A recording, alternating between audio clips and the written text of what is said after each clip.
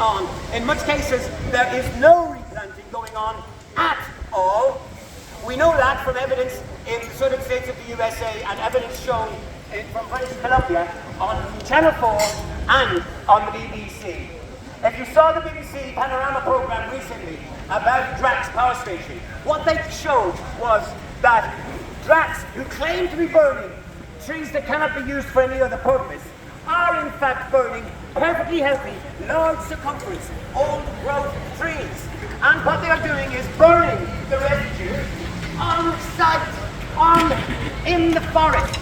They were showing piles of the very wood that Drax claims it's using for its wood pellets being burned as it is felled in huge piles. Now, they also said that there are 20,000 piles of this waste wood burned in forests in British Columbia every single year.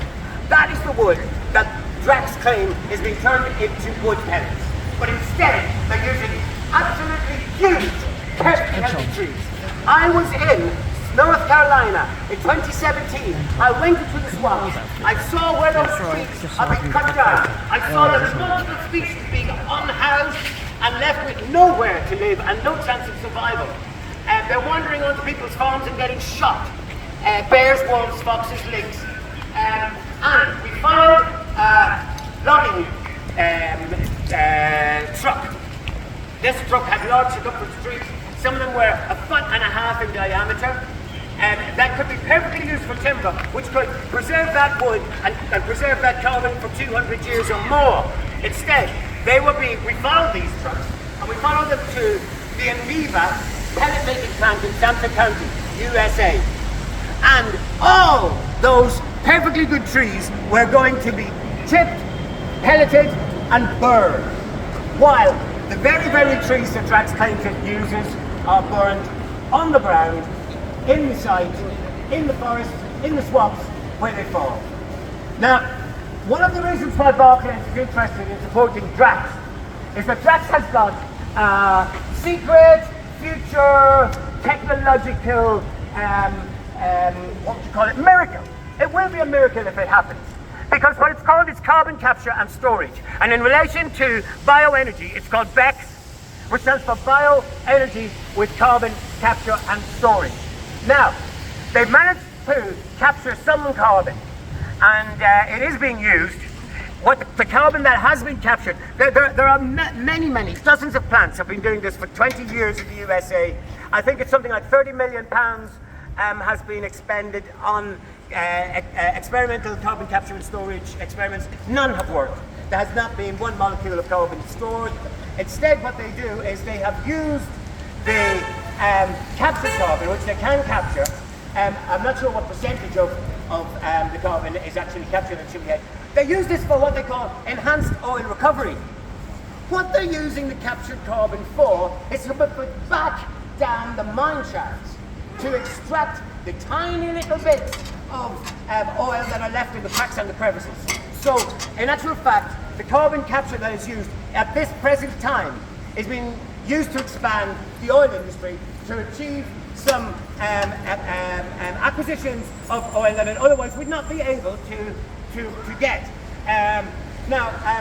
Of course we know that there's no reliable way to store carbon under the ground because of tectonic activity, because of all sorts of geomorphic movements in the earth, natural movements. It is plainly ridiculous to think that we can store this carbon under the sea, but they plan to pump it from Drax power station across the north of England into the sea and down into these disused mine shafts. And that is going to be another environmental disaster in itself, and it's going to be a social disaster too, because there will be compulsory purchase orders on farms, businesses and homes in the northeast of England. So the carbon capture and storage myth is one of the things that is keeping the absolutely criminal activity of chopping down our trees and burning them for energy.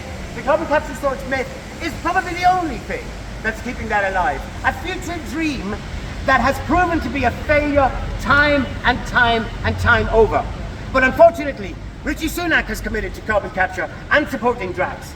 And Drax spending Drax get 1.7 million pounds every day of public money in a subsidy.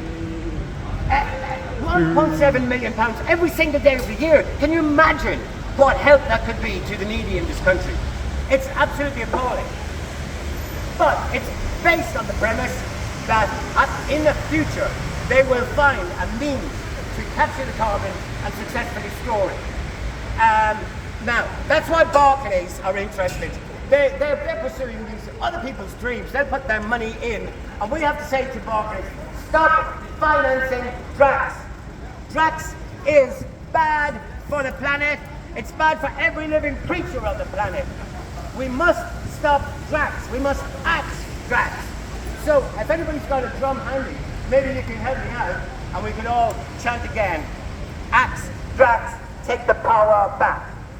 Axe Drax, take the power back. Axe Drax, take the power back. Axe Drax,